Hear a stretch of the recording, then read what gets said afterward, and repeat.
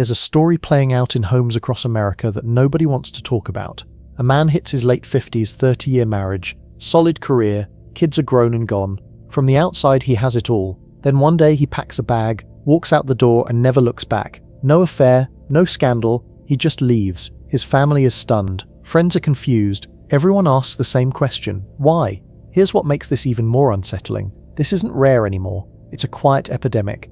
While overall divorce rates have been falling for decades, for adults over 50, the rate has doubled since the 1990s. For those 65 and up, it's tripled. Today, 1 in 3 divorces in America involve someone over 50. Researchers have a name for it, grey divorce, and it's forcing us to ask an uncomfortable question. What's happening inside these decades-long marriages that makes a man decide being alone is better than the life he spent 30 years building? The easy answer? Midlife crisis. Sports car. Younger woman. Desperate grab for youth. But here's the thing. In most of these cases, the man doesn't leave for another woman. He leaves to be alone on purpose. He chooses the silence. In this video, I'm going to show you 4 profound, often unspoken reasons why men over 50 are walking away. This isn't about blame. It's about understanding the emotional calculus that leads a man to believe the only way to save himself is to leave everything behind. Section 1. The loss of self. Mark's story captures this perfectly. For 35 years, Mark was a top sales executive. His entire life revolved around his work. His friends were colleagues and clients. His sense of achievement came from landing the big account. At home, he was the guy who paid the mortgage and funded the college accounts. That was his role. Then, in the same year, his youngest left for college and he took an early retirement package. His world just stopped. He described it as a deafening silence. He told me, "I woke up on a Tuesday with nowhere to be. My wife had her book club, her volunteer work, her friends. She had a life.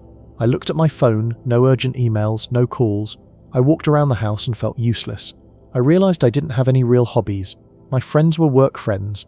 I didn't even know what I liked to do anymore. My whole identity was Mark the sales guy and Dad. Both of them got laid off. The man in the mirror was a ghost."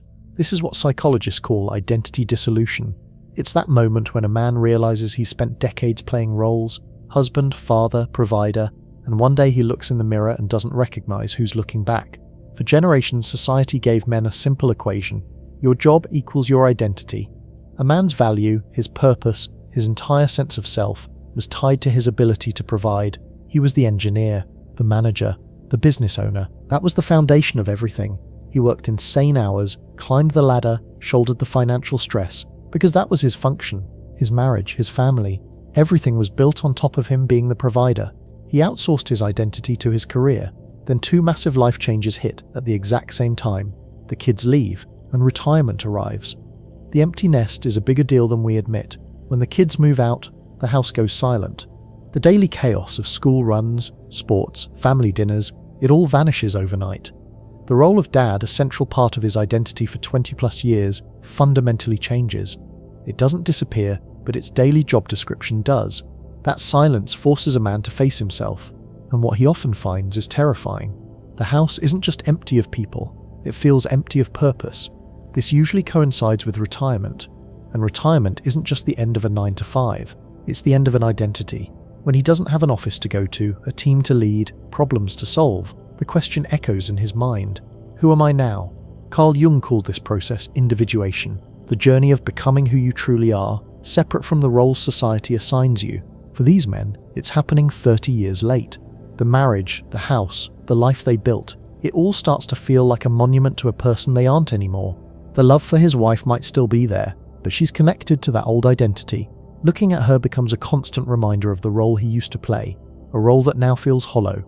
The decision to walk away becomes a desperate act of self-preservation, a frantic search to answer one question before it's too late.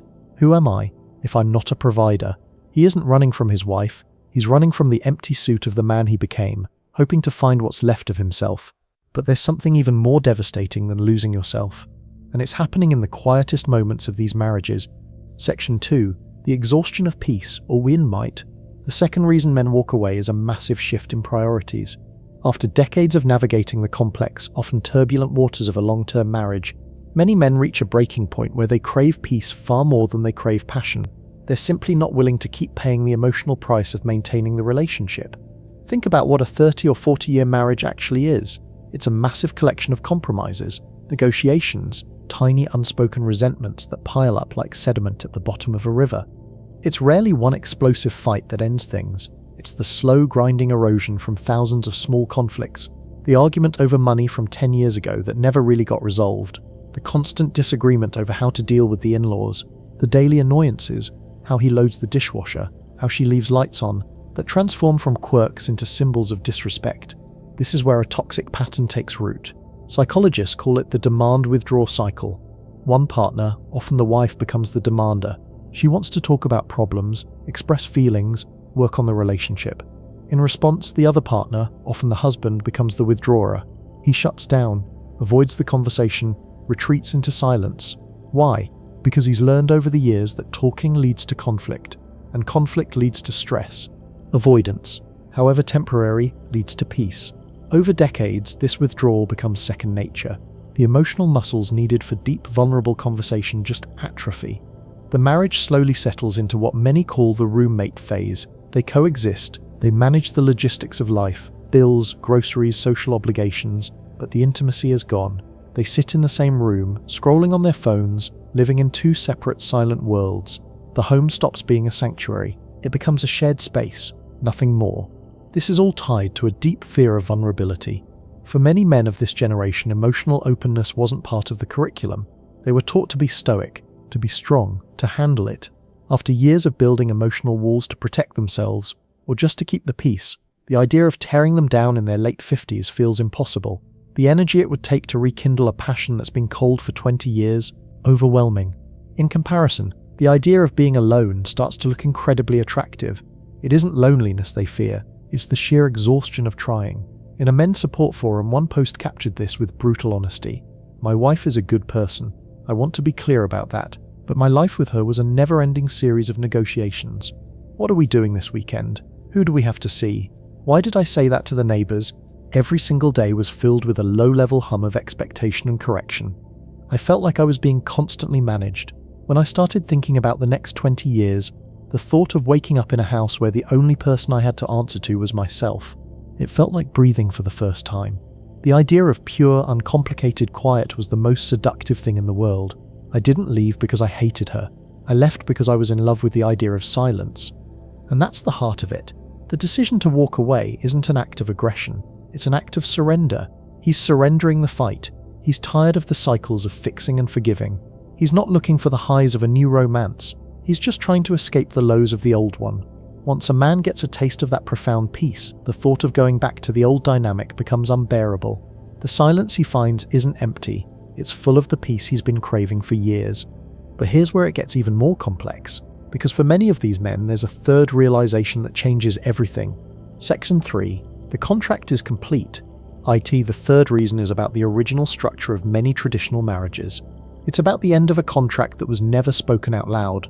For a lot of men over 50, their main job in the marriage, the role of provider, is finished. And when that job ends, they look at the relationship and ask a devastating question. Why does this still exist? For much of the 20th century, many marriages, especially for the boomer generation, operated on an unspoken deal. He would be the primary breadwinner, ensuring financial security. In return, she would manage the home, raise the kids, handle the family's social and emotional life. This isn't a judgment. It was a functional arrangement for its time. A man's success as a husband was measured by his ability to provide a safe home, a good education, a comfortable life. But what happens when the contract is fulfilled? What happens after he sells the business he poured his life into? After the last mortgage payment is made? After the kids graduate college? The primary function that gave him purpose and status within the family is suddenly gone. This moment triggers a ruthless re-evaluation of the marriage. The man starts thinking, my job was to build the boat, stock it, and get it across the ocean.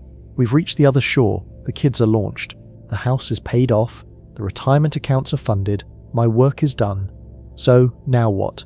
If the couple nurtured a deep friendship and emotional bond over the years, they transition into a new chapter together. They rediscover each other. But if that connection has worn thin, if the partnership was primarily functional, there's often nothing left to hold the marriage together. The partnership was, in essence, a long-term project, and the project is now complete. This is made even more complex by the rising financial independence of women. In past generations, a woman in her 50s or 60s might have had few options outside the marriage due to economic dependence. Divorce wasn't just emotionally difficult, it was financially impossible. Today, that's often not the case. She might have her own career, pension, assets. This lowers the economic barrier to divorce, making the decision to split a realistic, though still painful option for both people. It subtly reinforces the man's feeling that his provider role is obsolete. She doesn't need him in the way she once might have. And if he's honest with himself, he may realize he doesn't know how to be a husband in any other capacity. A financial advisor who specializes in grey divorce shared this story with me. He had a 62-year-old client who had just sold his construction company for a life-changing amount of money. The man came to him not for investment advice, but for exit advice. He said, "I spent 40 years building this company so my wife could stay home with our kids, so they could go to any college they wanted. The project is finished. Now that the business is closed, what's left?" His tone wasn't angry. It wasn't bitter. It was pragmatic. He saw the marriage as a successful venture that had simply run its course. For him, staying felt like showing up to an office after the company has already shut down. So when he walks away, he isn't just leaving a wife, he's clocking out of a job that's ended. And from his perspective, he feels no need to look back. The work as he saw it is done. But there's one more reason, and it's the quietest, most heartbreaking of all. Section 4, the loneliest place. The fourth reason men walk away is the most tragic. They've come to a devastating conclusion. The loneliest place on earth isn't being alone, it's being with someone and feeling completely invisible. It's important to understand the difference between solitude and loneliness. Solitude is simply being alone. It can be peaceful, restorative. It's often a choice. Loneliness is the pain of feeling disconnected and unseen, even when you're surrounded by people. And the hard truth is, some of the loneliest people in the world are in long-term marriages. For years, a man might feel like he's walking on eggshells in his own house. Anything he says will be criticized, corrected, or met with indifference. He wants to share a story about work. He gets a distracted nod from his wife, who's scrolling on her phone. He shares an opinion. It's immediately dismissed or corrected. He starts to feel less like a partner and more like a constant disappointment. To avoid the friction, he just stops trying. He stops sharing his thoughts, his worries, his dreams. He retreats into a fortress of silence because it's safer than the battlefield of conversation. This, of course, just widens the gap between them. Over decades, this leads to couples living parallel lives under one roof. She has her friends, he has his. She has her hobbies. He retreats to the garage. They don't share inside jokes anymore. They don't finish each other's sentences. The empty nest phase is brutal in exposing this reality. When the kids, the one reliable topic of conversation, are gone, the silence that's left is deafening. They look at each other across the dinner table and realize they're strangers who just happen to share a mortgage. The breaking point is rarely a huge fight. It's something small, a moment of chilling clarity. It might be the realization that he's genuinely happier having a brief friendly chat with the cashier at the hardware store than he is having dinner with his wife. In that fleeting 2-minute exchange with a stranger, he felt more seen than he has in years at his own dinner table. A story from a men's support group captures this perfectly. A 60-year-old man was explaining his separation to his adult children. He said, "For the last 10 years, I felt like a ghost in my own home. I paid the bills. I mowed the lawn. I was there, but nobody could see me. Your mother would ask about my day, but her eyes would be on the TV. I'd try to express a fear about getting older, and the subject would be changed to a leaky faucet. The day I knew I had to leave was when our dog died. I was heartbroken. He'd been my buddy for 15 years. I sat there crying, and your mother just patted my shoulder and said, well, he was getting old. There was no shared grief, no connection. I was completely alone in my sadness. I realized right then that I would rather be physically alone than ever feel that kind of loneliness again. That's the core of it. He's leaving to escape the soul-crushing loneliness of being with someone who no longer seems to see him. The life he creates by himself, as quiet as it seems from the outside, is fundamentally less lonely than the life he left. And that, more than anything, explains why he doesn't look back. But here's where this story takes an unexpected turn. The real reason. After hearing all of this, it's easy to paint these men as villains. They're the quitters, the selfish ones who abandon their families after decades. We're conditioned to expect the story where the man leaves for a younger woman trading in his old life for a new model. The midlife crisis cliché, the sports car, the desperate grab for youth. But when you actually look at the data on grey divorce, when you listen to these men's stories, something completely different emerges. So who was he really leaving for? Everyone assumes it's another woman, a younger model, a fresh start with someone who makes him feel young again. But the truth is far more profound. He didn't leave for another woman at all. He left to find another man.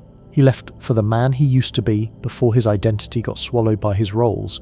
Or even more poignantly, He left to finally meet the man he never got the chance to become. This act of walking away, which looks so destructive from the outside, is often a desperate last-ditch search for an authentic life. It's a rebellion against the slow death of the self. These men look at the calendar, they feel the new aches in their joints, and they have a terrifying thought: time is running out. The years they have left are precious, and they are no longer willing to spend them living a life that feels like a performance. They aren't necessarily looking for constant happiness or wild adventure, they're seeking authenticity. A life where their home is a true sanctuary, not a stage where they play a role they no longer understand. It's about being able to sit in a room in total silence and feel at peace with the only person they have to answer to themselves. The philosopher Viktor Frankl wrote that man's primary drive isn't pleasure, it's the search for meaning. For these men, the meaning they built their lives around has evaporated. The provider role is done. The father role has transformed. The marriage has become a shell. Walking away becomes their final attempt to create meaning on their own terms.